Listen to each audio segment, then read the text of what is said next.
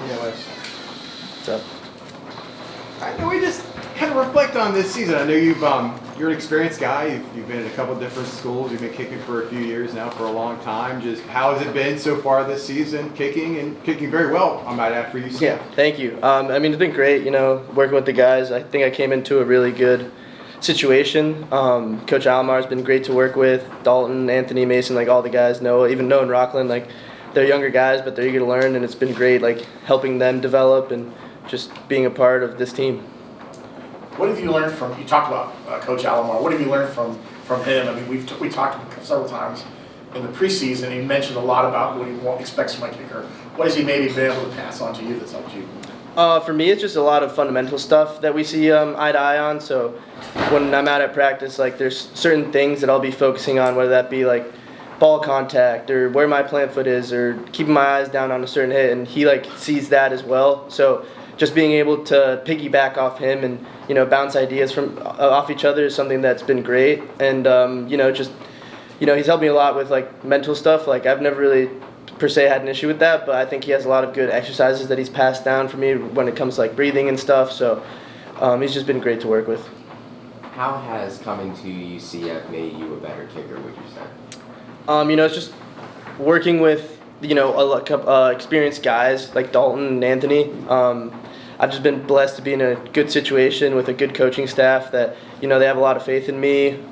There's not many schools that would be kicking that 53-yarder, so they have a lot of faith in me, and it's been great to work with. And the experience in the room has been amazing, as well as helping the younger guys develop. It's something I like to do as well. Can you elaborate a little bit on working with those younger guys and how they're developing?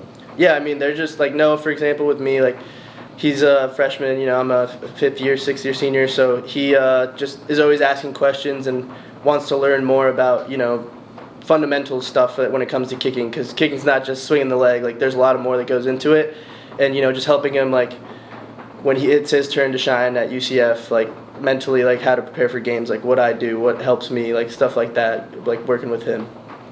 What's your range? I'd like to say that I'd like to stay between 55 and 60 most games. If I have a nice little wind at my back, if there's an opportunity, I'm gonna be all right, coach. Right before halftime, all right, coach. You want to try 63? I could be down. Take us through the 53-yard. I just knew we needed points on the board, so I was ready. It's locked in the whole game. So if coach calls field goal, I'm ready. So. Just it's every other kick. Just go out and do your job and make it. Do you just know it when you hit it? Yeah, it felt pretty good off the foot. Obviously sometimes you can have other forces that affect it, but for the most part, that one, yeah, I kind of knew it was going in. I was told when you grew up playing soccer, and the first conversations of wanting to play football weren't exactly seeing eye to eye. What made it so important to play football for you? Why was that something once you got to high school that you wanted to do? I kind of just got tired of the narrative that you were kind of a wimp if you played soccer. So all my buddies would always poke fun at me, and I was all right, I'm gonna show you guys. And I actually started playing football not to be a kicker. I actually played safety and wide receiver, and then it just magically happened that I turned into the team's kicker as well, and that's where my career kind of took off from. But I did it just to prove a point, honestly. What's been your favorite moment in your kicking career so far? What's been maybe your favorite kick? Last year at UNC, I probably had one of the best kicks of my career. That was probably my favorite kick. And then the 53 this year was awesome, just being able to hit that. And then my first year playing my first game, I hit a 54, so that was also something. The long ones are always the ones you kind of remember, but there's a couple others, but I can't pick every kick. You talked about getting rid of that kind of wimpish, the idea of being kind of considered kickers being wimpish. Kickoffs, do you love to give it a good hit kick in or a good hit in sometimes when you're doing a kickoff? Yeah, kickoffs, obviously, we want to try my best to put it out of the back, but if it so happens that they want to return it or I don't get it all the way there, I'm ready to make a tackle. Coach, I tell coach all the time, hey, I'm going to make this guy fumble. We're going to take it back. But obviously, that's a dream. My dream is to hopefully get a fumble recovered for a touchdown, a kickoff, and then kick the extra point after. I think we saw you in one of them against Kansas. Yeah. You came flying in there like you were ready. Yeah, I flew in on one of those kickoffs for sure. I know we talked to you about field goals a lot, but what does Coach Alomar been able to teach you about with kickoffs?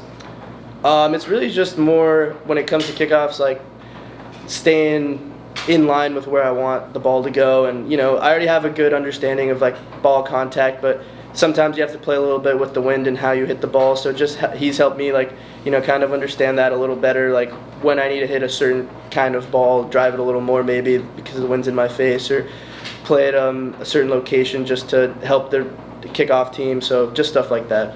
Considering what the special teams unit looked like coming out of spring camp, why do you think it has performed so well so far this season? I think we just did a really good job of coming together in the summer and just working with each other and hanging out. We're really close. Like, we've only known each other for 6 months, so I'd say we're a really close group. Like, we joke around, we hang out off the field.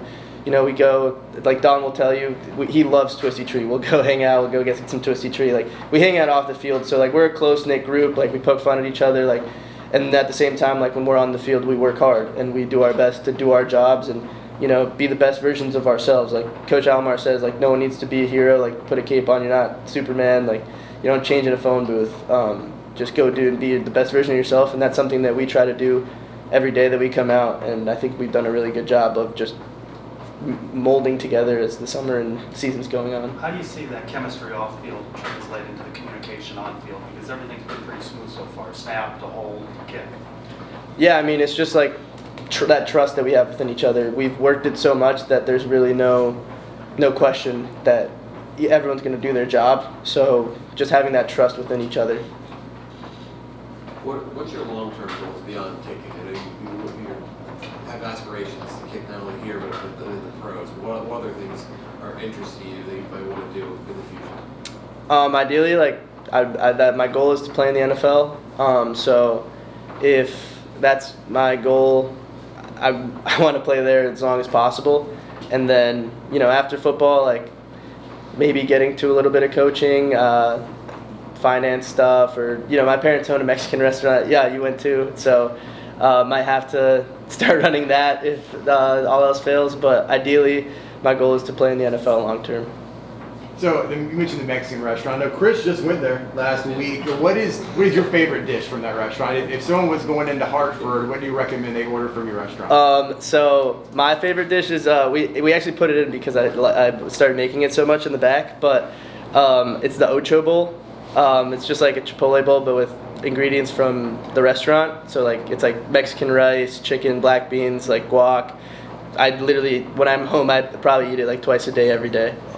So, growing up, watching kickers and becoming more serious about, football kicking, who are some of the kickers you watch? You try to emulate anyone? I mean, UCF has a guy. I mean, it's been 20 years since he played at UCF, Matt Prater. They've got a highly successful... I'm a big Matt Prater fan because I grew up a Broncos fan. So watching Matt Prater, make some big kicks for the Broncos was huge. And when I started kicking, Matt Prater was on the Broncos. So, and he's actually... when he lived in Denver, my uncle owns a Mexican restaurant down there that he used to go to and So I kind of heard about him beforehand, but I didn't even actually know he came to UCF until I was on my visit and saw his picture on the wall, and I was like, oh, that's pretty cool. But he's a guy for sure. And then Vinatieri, all-time great, and right now Brandon Aubrey's been killing it. But there's a lot of guys in the league right now that are doing really well. So I'm just curious.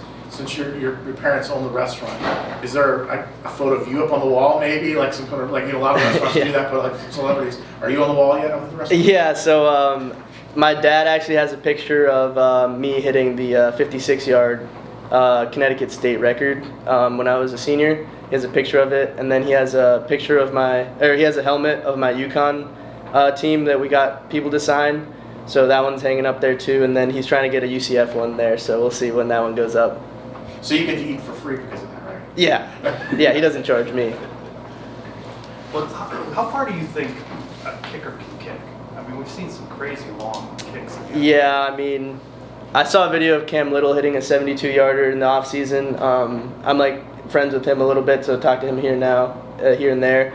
I mean, I wouldn't be surprised. There's a shot that someone could hit a 73, and if you get the right wind, and with NFL balls, the new rule with those, you can really smoke it. How has strength and conditioning changed, maybe from location to location that you've been at, that has improved your game? It's all been pretty similar. Some coaches rely more on, like straight up just weight, and others are more about like volume.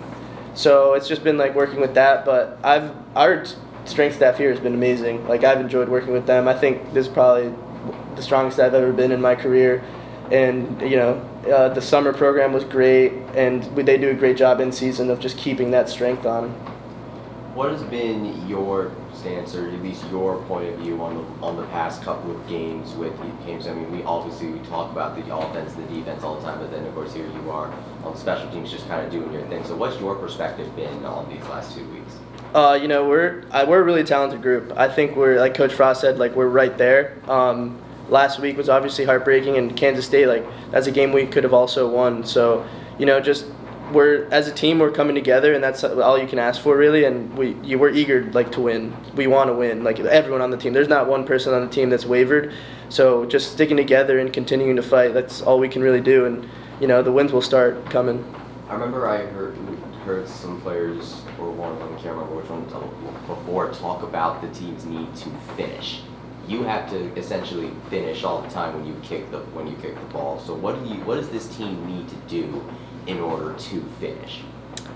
We just got to keep fighting. At the end of the day, like we're on the 1 yard line. Like obviously, like we want to punch it in, but we kept fighting. Like we stayed in that game. We could have easily, just given up. And that's something that this team, I think, as Coach Frost has said before, like we're not going to do. We're not going to give up. We're going to keep fighting till the end. Like I think you saw that in the Kansas State game and in the Kansas game. So we're just going to keep fighting all season and try our best to keep getting like wins. We want to. At the end of the day, everyone on the team wants to win. Nobody likes losing. Yeah, Trace asked about how long some of these field goals are getting. You mentioned Cam Little's, Brandon Aubrey hit one from like 64 yards against the Giants. What's changing about the position? Whether it's biomechanics, whether it's training, what's changing to where these guys are kicking the ball from so far and making it with such ease? I think just training. People are starting to focus a lot more on fundamentals and making good ball contact and just really working on that stuff. And I think that in the off season, like everyone's kind of like has a program, a weightlifting program, and then they go kick on the field, and it's just consistently like building days. Like same as a quarterback, like when you start, like you have those off seasons and you continue to see progression. Like I think that's the same thing that's happening at the kicker position. When you talk about these long kicks, it's 63, 70, whatever.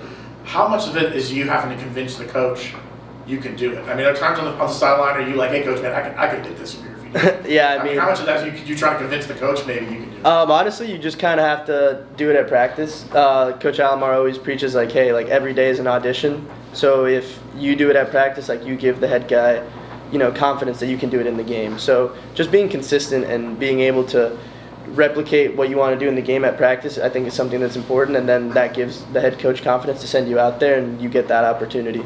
Have you ever had to have you ever tried to convince a coach like, hey, I can hit this, or was that?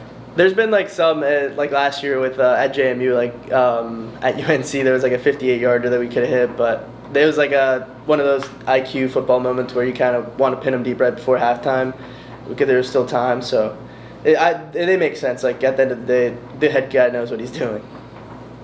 All set? Awesome. Thank you. Thank you. Appreciate it.